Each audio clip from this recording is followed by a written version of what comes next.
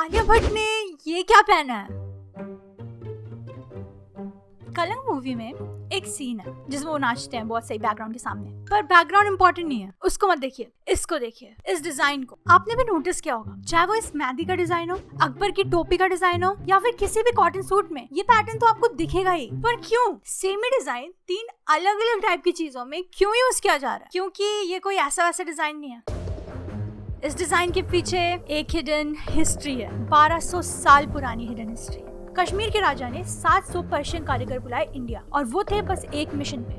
India के उन्हें देना था ये डिजाइन कश्मीर के राजा को। पर क्यों राजा को डिजाइन की क्या जरूरत है? मिस्टीरियस। आपको ये मिस्टीरियस लग रहा है? एक ब्रिटिश ऑफिसर इंडिया से 70 बकरियां चुरा के लेके जा रहा था नाव में, इस डिजाइन की वजह से। डिजाइन का बकरियों से क्या लेना देना? एक्चुअली बहुत ज्यादा लेना देना था, और उससे भी ज्यादा मिस्टीरियस, इंडिया और स्कॉटलैंड में झगड़ा हो गया इस डिजाइन की वजह से। ऐसा क्या है इस डिजाइन में? पैसा था इस डिजाइन में, पर क्यों? और वो हिडन मीनिंग क्या है इस डिजाइन के पीछे? चलिए पता करते हैं हमारी आज के वीडियो में। पेस्टली डिजाइन की हिस्ट्री जो स्टार्ट होती है यहाँ 1500 साल पहले सेकेंड सेंचुरी चाइना में बहुत तेजी से काम चालू था, बस एक आइटम बनाने के लिए, क्योंकि उन्हें एक ऑर्डर मिला था, इंटरनेशनल ऑर्डर यूरोप से। क्योंकि यूरोप एडिक्टेड था चाइना की इस आइटम से, पर हेल्पलेस, क्योंकि उसे खुद बनाना नहीं आता था। तो उसके पास बस एक सोल्यूशन था, 6000 किलोमीटर दूर चाइना से चाइनीज मर्चेंट के हाथों ये प्रोडक्ट यूरोप लेके आना। पर पूरा रास्ता ब्लॉक था पहाड़ों से और जंगलों से, तो यूरोप और चाइना दोनों को मिलके पहाड़ तोड़ने पड़े, जंगल काटने पड़े, मतलब एक पूरा रास्ता बनाना पड़ा, एक पूरा रूट बनाना पड़ा। और इस रूट का नाम उन्होंने रखा सिल्क रूट। वो चाइना का आइटम, हाँ वो सिल्क ही था। आपको क्या लगा? तो पेस्टली डिजाइन इंडिया कैसे आया? जब ये रूट बन गया सिल्क रूट, तो बाकी सारी जितनी कंट्री थी सराउंडिंग की इस रूट की, उन्होंने क्या देखा कि चाइना बहुत ही जल्दी अमीर होता जा रहा था सिल्क बेच के इस रूट पे, और भी छोटे मोटे आइटम। तो उन्होंने क्या सोचा, हम भी ऐसा कुछ ढूंढेंगे जो बस हमारी कंट्री में ही होता हो, जैसे सिल्क चाइना में होता है सिल्क वॉर्म की वजह से। ऐसा कोई स्पेशल चीज हम ढूंढेंगे जो बस हमारी कंट्री की स्पेशलिटी हो, और हम भी वो बेचेंगे सिल्क रूट पे। तो सारी कंट्रीज एकदम खोज में लग गई कि हमारी कंट्री में ऐसा क्या यार जो हम बेच सकते हैं, हमारी कंट्री में ऐसा क्या है। और बहुत जल्दी बाकी सारी कंट्री को एक एक स्पेशल आइटम मिल गए उनके कंट्री के। ईरान सिल्वर बेचने लगा सिल्क रूट पे, मंगोलिया एनिमल फर बेचने लगा, मतलब जो भी चीज उस कंट्री में बहुत ज्यादा होती हो, स्पेशलिटी। और इंडिया की स्पेशलिटी थी ये बकरी। जैसे चाइना के पास वो सिल्क वॉर्म था जिससे सिल्क बनता था और यूरोप के पास नहीं था, वैसे ही इंडिया के पास ये बकरी थी, चंगथंगी बकरी, जिससे सिल्क जैसे ही एक स्पेशल प्रोडक्ट बनता था, क्योंकि और किसी कंट्री में इस ब्रीड की बकरी होती ही नहीं है। तो बस इंडिया में बन सकता था प्रोडक्ट, और इंडिया में भी बस एक जगह, कश्मीर। अब तक आपने गेस कर लिया होगा प्रोडक्ट, हाँ, कश्मीर के कैशमीर शॉल्स या फिर पश्मीना शॉल। एकदम एक्सपेंसिव होते हैं ये अभी भी, और उस टाइम तो बहुत ही ज्यादा। तो उस टाइम का जो किंग था कश्मीर का, ज़ैन उल अबिदिन, उसने सोचा कि हम पश्मीना शॉल बेचेंगे सिल्क रूट पे, और हम भी चाइना जैसे अमीर होंगे। तो वो तुरंत काम पे लग गया। पर फर्स्ट स्टेप में ही प्रॉब्लम सामने आ गई। बकरियां तो थी कश्मीर के पास, ऊन जिससे उन्हें मिल जाता शॉल बनाने के लिए, बहुत सारे कारीगर भी थे, एकदम फुल्ली ट्रेन टॉप क्लास, पर एक बहुत ही सही डिजाइन चाहिए था उन्हें, एकदम बिकने लगी जिससे पश्मीना शॉल एकदम इंटरनेशनल मार्केट में। इसलिए ज़ैन उल अबिदिन ने पर्शिया से मंगाए 700 कारीगर, जो उस टाइम में सबसे बेस्ट माने जाते थे वर्ल्ड में, और वो अपने साथ लेकर आए एक मिस्टीरियस डिजाइन। उनके देश का ट्रेडिशनल डिजाइन था एक्चुअली बूटा डिजाइन। तब इसको पेस्टली नहीं बोलते थे, अब तक इंडिया और स्कॉटलैंड का झगड़ा नहीं होता क्योंकि।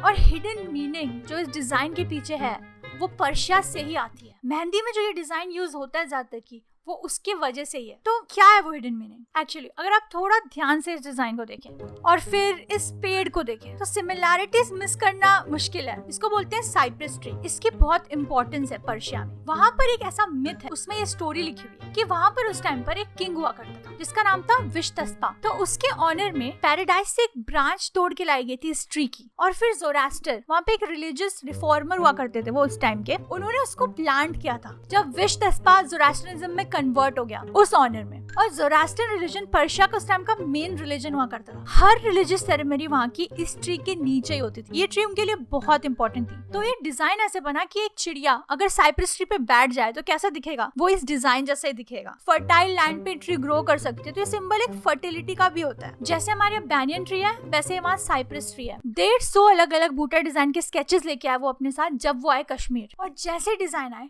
काम शुरू हो गया सुपर फास्ट। और पता नहीं कैसे ओवरनाइट पॉपुलर होगी पश्मीना शॉल, क्योंकि एक चीज हुई, नेपोलियन की वाइफ को किसी ने गिफ्ट में दे दी पश्मीना शॉल और वो उसको हर जगह पहन के जाने लगी और पोर्ट्रेट्स बन गए उसकी, फोटो नहीं होती थी उस टाइम। तो वहाँ की पब्लिक भी फिर उसको कॉपी करके पश्मीना शॉल खरीदने लगी। और फ्रांस क्योंकि फैशन कैपिटल था तो पूरा यूरोप कॉपी करने लगा। सबको चाहिए था पश्मीना शॉल। हिट थी पश्मीना शॉल ओवरनाइट, और बूटा डिजाइन भी। पर जैसे ही हिट हुआ ये डिजाइन वैसे ही स्टार्ट हो गई एक प्रॉब्लम, बकरियां चोरी होना शुरू हो गई। यूरोप के मर्चेंट्स ने सोचा कि हमें खुद बनानी चाहिए, क्यों बाहर के देश इंडिया की चीज हमारे लोग खरीदे। तो वो एक रास्ता ढूंढने लगे कि कैसे वो भी सेम पश्मीना शॉल बना सकते हैं बूटा डिजाइन वाला। विलियम मूरक्रॉफ्ट एक ब्रिटिश एक्सप्लोरर था, वो इंडिया आया कश्मीर और उसने वो चंग की बकरियां खरीद ली। नाव में रख के उनको अपने साथ ब्रिटेन लेके जाने लगा। एक नाव में बस फीमेल बकरी और दूसरी नाव में मेल बकरी। पर रास्ते में क्या हुआ, जितनी फीमेल बकरियां थी वो नाव ही डूब गई जिसमें फीमेल बकरियां थी। तो उसका ये प्लान तो फेल हो गया। फिर उसके पास थोड़े पैसे बचे थे तो उसने बोला ये पैसे लो और जितने भी स्केचेस हैं बूटा डिजाइन के वो प्लीज मुझे दे दो। डिजाइन रहेगा तो कम से कम नॉर्मल वुल पे ही बन जाएगी, जिसे हम नॉर्मल वुल पे बना लेंगे। और ये करने में स्कॉटलैंड सबसे ज्यादा सक्सेसफुल रहा, इतना ज्यादा कि उसके बाद फिर डिजाइन का नाम ही बदलना पड़ा। तो क्या किया स्कॉटलैंड ने, ये ऐसे इमेजिन करिए कि दो लोग ड्राइंग बना रहे हैं। एक इंसान बहुत ही सही आर्टिस्ट है, वो अपने हाथ से फ्री हैंड बहुत सही मेहनत करके ड्राइंग बना रहा है, बहुत सही ड्राइंग बन गई। दूसरा इंसान, उसको ज्यादा कोई ड्राइंग बनाना नहीं आता पर उसके पास स्टेंसिल है बहुत सही, 2 सेकंड में वो ट्रेस करके सेम चीज बना देगा। स्कॉटलैंड के पास स्टेंसिल थी इस मशीन में। ये मशीन एक्चुअली नई इन्वेंट हुई थी जिसमें ऐसे कार्ड्स टाइप लगे रहते थे जो कश्मीरी मशीन्स में नहीं थे। तो वहाँ के कारीगर को अपने एक्सपीरियंस से फ्री हैंड टाइप वीव करना रहता था और यहाँ के कोई भी जिसको ढंग से आता भी नहीं था वो इस कार्ड्स की मदद से बहुत इजीली स्टेंसिल टाइप वीव कर सकता था। तो वो बहुत जल्दी बनाने लगे शॉल्स, भले वूल बहुत अच्छी क्वालिटी का क्यों ना हो। तो वो बहुत ज्यादा कॉम्पिटिशन देने लगे कश्मीर के पश्मीना शॉल को यूरोप के मार्केट में। और सिर्फ वो वूल पे नहीं बनाते थे, कॉटन, सिल्क, हर तरह की चीज पे वो ये डिजाइन बनाने लगे। कश्मीर से ज्यादा पेस्ली स्कॉटलैंड में एक जगह है, वहाँ पे ज्यादा इस डिजाइन के कपड़े बनने लगे। 1 मिलियन पाउंड 1834 में, जिससे उन्होंने कमाए $106 मिलियन। क्योंकि वो कोई हाई एंड फैब्रिक नहीं बेच रहे थे कश्मीर जैसा, तो वो बहुत सस्ता था, तो बहुत ज्यादा लोग खरीद रहे थे उसे, इसीलिए बहुत ज्यादा बिक रहे थे उनके कपड़े। बहुत खुश थे वो। पर ये खुशी ज्यादा दिन नहीं चली क्योंकि बहुत जल्दी लोगों ने डिजाइन खरीदना बंद कर दिया। एक चीज हुई उसके बाद, वो चीज थी ये। फैशन में एक रूल है, कभी कभार कोई एक कपड़ा ज्यादा पॉपुलर हो जाए तो फिर दूसरा कपड़ा लोग खरीदना बंद कर देते हैं क्योंकि मैच नहीं करते फिर वो दोनों कपड़े एक दूसरे से। और हमारे केस में वो पॉपुलर कपड़ा था ये क्रिनोलाइन स्कर्ट जिसको बोलते हैं। इसके वजह से लोग ने पश्मीना शॉल खरीदना बंद कर दिया एकदम, क्योंकि स्कर्ट की एक स्पेशलिटी थी, इसके बैक साइड में बहुत ही सही डिजाइन बने रहते थे, कपड़े फोल्ड करके एकदम मेहनत करके वो लोग बनाते थे। और उसके नीचे आपको ऐसे डोम टाइप, वायर टाइप एक पूरा सेटअप पहनना रहता था, मतलब बहुत मेहनत करनी रहती थी। कोई अगर इतनी मेहनत करके ये स्कर्ट पहन रहा है, ये ट्रेंडी स्कर्ट, तो वो शॉल पहन के उसके डिजाइन्स को कवर थोड़ा ना करना चाहेगा। तो फिर लोगों ने शॉल पहनना बंद कर दिया ज्यादातर। और फिर फ्रांस में एक वॉर चल रही थी जिसको फ्रांस हार गया, फ्रैंको प्रशियन वॉर। तो वहाँ की इकोनॉमी बहुत डाउन चली गई और लोगों ने खरीदना बंद कर दिया एक्सपेंसिव चीजें। और फिर उसी टाइम में कश्मीर में फैमिन आ गई, मतलब नेचर भी नहीं चाहता था पश्मीना शॉल बिके ज्यादा। तो आप क्या ही कर सकते हैं अगर नेचर भी ना चाहे तो? एक चीज कर सकते हैं, वेट, क्योंकि a thing of beauty is a joy forever. Beauty pashmina थी और फॉरएवर स्टार्ट हो गया।